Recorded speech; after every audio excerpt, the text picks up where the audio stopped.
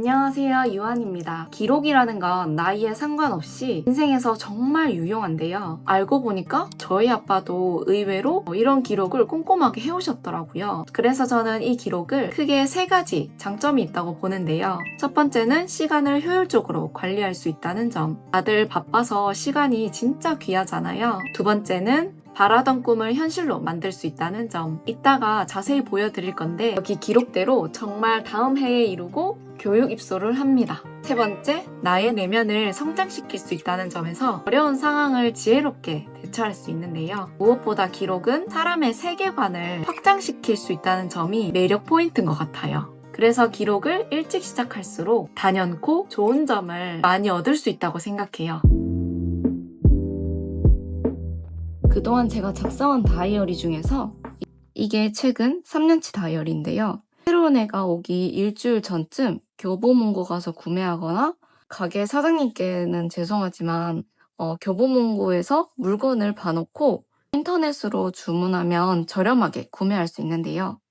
각자 개인의 스타일이 있겠지만 저는 올인원을 좋아해서 이렇게 다이어리랑 일기장이랑 같이 있는 거를 선호하는데요.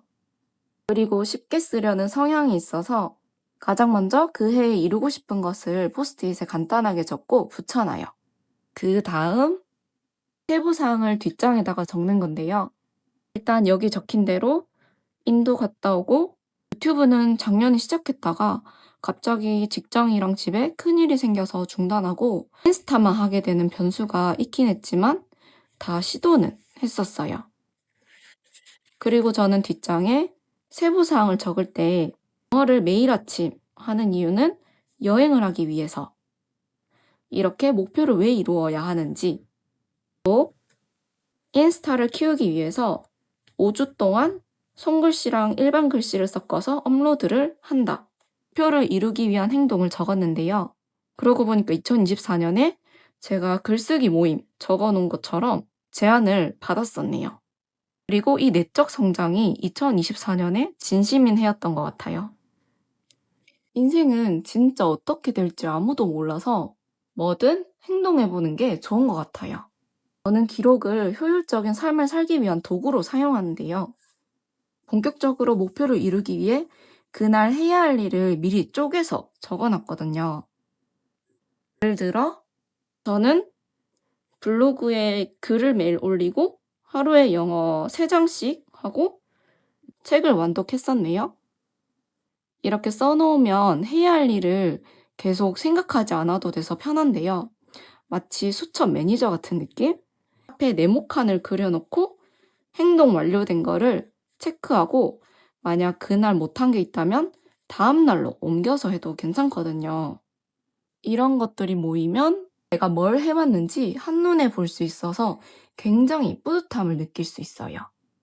예전에 직장 회의를 하면서 꿈을 현실로 만든 사람인 유명한 오타니 쇼헤이라는 야구 선수의 만다라트 계획법을 들었는데 한눈에 알아볼 수 있게 만든 계획법이라고 해서 처음 들었을 때 굉장히 인상 깊었거든요. 가운데에 목표를 적고 그 주변에 그 목표를 위해 내가 해야 할 일들을 적어나가는 방식인데 제 방법이랑 비교하면 원리는 비슷하더라고요. 저는 맨 앞장에 큰 목표를 쓰고 그 다음 장부터 큰 목표를 이루기 위해 해야 할 작은 일을 쓰고 그 다음 행동한 것들을 쪼개서 쓰고 한 달치를 한눈에 볼 수 있게 만든 건데요. 그런데 제 생각에는요, 이런 사례를 바탕으로 나에게 좋은 것만 가져가서 그 다음 내 것으로 만들고 나답게 바꾸는 게 더 중요한 것 같아요. 내가 이미 가진 성향에 맞춰주는 건데요. 예를 들어 이쁜 걸 좋아하는 사람이면 꾸미면서 기록하면 더 즐겁게 나아갈 수 있고 지금의 저처럼 복잡한 것보다 간단하게 작성해서 효율을 누릴 수도 있고 저도 이런 식으로 다양한 시도를 해보고 알게 된 건데요. 내 성향에 맞춰 나가는 게 꾸준히 기록하는 사람들의 비법이지 않을까 싶습니다. 그 다음 일기장은 저는 의무감으로 쓰지 않았고 그날 배운 점이나 힘든 일 있을 때만 기록했어요. 왜냐면 배운 점을 기록하면은 좋은 점을 상기시킬 수 있어서 완전히 내 것으로 체화할 수 있고 힘들었던 점을 기록하면 나를 알아갈 수 있어서 처세술이 생길 수 있더라고요. 이렇게 나를 잘 알게 되고 자존감이 올라갈 수밖에 없는데요. 처음 힘든 시기에는 내면 정리가 필요했던 시기라서 길게 쓰다가 현재 2025년 기준으로는 어느 정도 나를 잘 알게 되고 핵심만 쓰는 단계로 넘어갔거든요. 그 당시에는 신기했던 게 내가 쓴 일기장을 한 달 뒤에 다시 확인해 보면요. 제가 구렁텅에 빠지는 시기도 주기가 있더라고요. 제가 엄청 감정적일 때 힘든 마음을 막 써놓은 게 있어요. 그걸 나중에 괜찮아졌을 때 내가 적었던 걸 다시 보잖아요.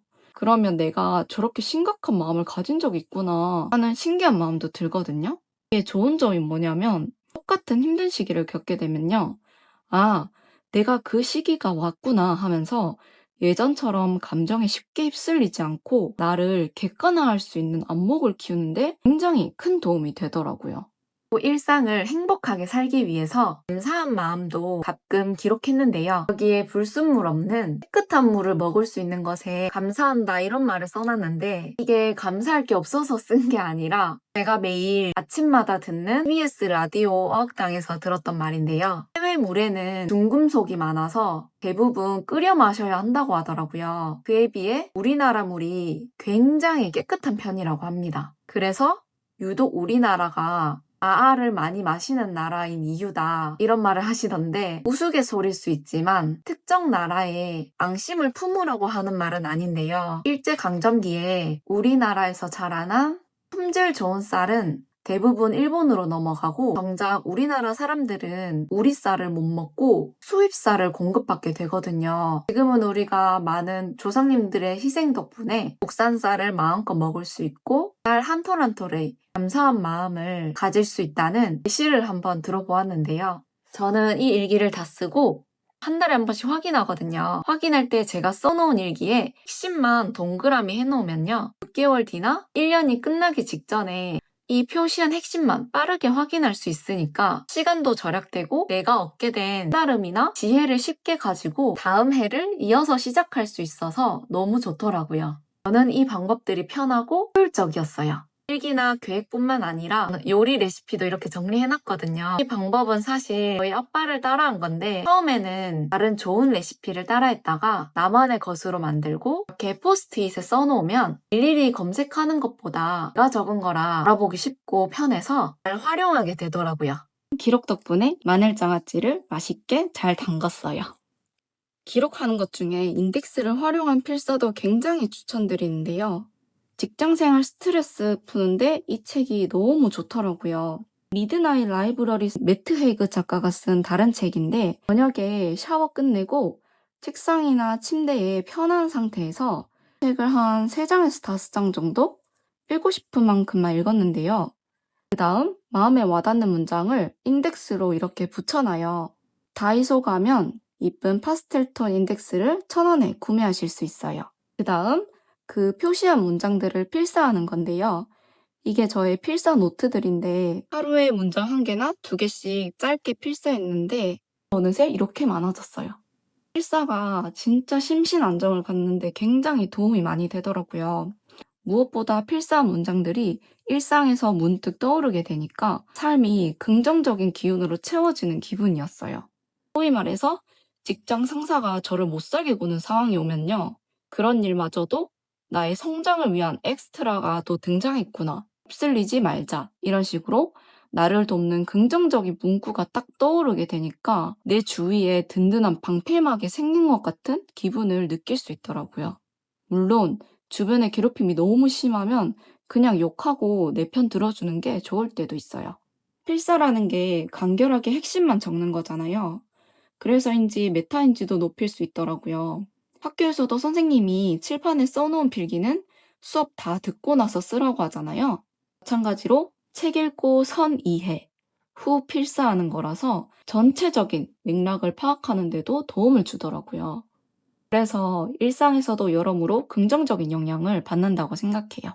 이거는 마지막으로 제가 원하는 일을 이루었을 때 도움이 되었던 방법인데요. 제가 영상 초반에 원하던 걸 기록한 다음 해에 이루었다고 했는데 이거는 약간 밸런스를 위한 3가지 경우를 쓰는 방법인데요. 먼저 이루고 싶은 것을 적습니다. 저 같은 경우는 그 당시 공직장 합격이었어요. 두 번째는 원하는 걸 이루었을 때 내가 누릴 수 있는 것을 적습니다. 저는 회사 퇴근하고 좋아하는 거 배우기였어요. 그래서 춤, 그림, 요가, 모임 등등 다 배우게 되는데요. 그걸 상상하면서 쓰는 거예요. 세 번째는 만약 그게 이루어지지 않았을 때 그 대안책을 적는 건데요. 이거 되지 않아도 다른 거 해도 괜찮아 이런 형식인데 저는 그게 레터링 케이크 판매하는 거였어요. 요즘 소상공인 지원이라고 해서 정부 지원을 무료로 받을 수 있거든요. 이것 말고도 잘 찾아보면 유용한 것도 많더라고요. 이런 식으로 나의 불안을 잠재울 수 있는 방법을 적어 놓는 거예요. 이건 체크 포인트인데요. 내가 돈이 많아도 이 일을 계속 하고 있을지에 대한 질문도 적어놓으면 언젠가 유용하실 거예요. 그래서 오늘 효율적인 기록을 주제로 저의 경험을 말씀드렸는데 제 아는 지인도 과거에 기록한 덕분에 법적 분란이 생겼을 때 증거 제출용으로도 사용할 수 있어서 억울함을 덜 수 있었다더라고요. 생각지도 못한 도움을 받을 수 있는 게 기록이고 일기나 다이어리, 필사 등등 모든 기록은 진짜 인생에서 큰 도움을 주는 것 같아요. 기록 정말 추천드려요. 그럼 오늘도 좋은 하루!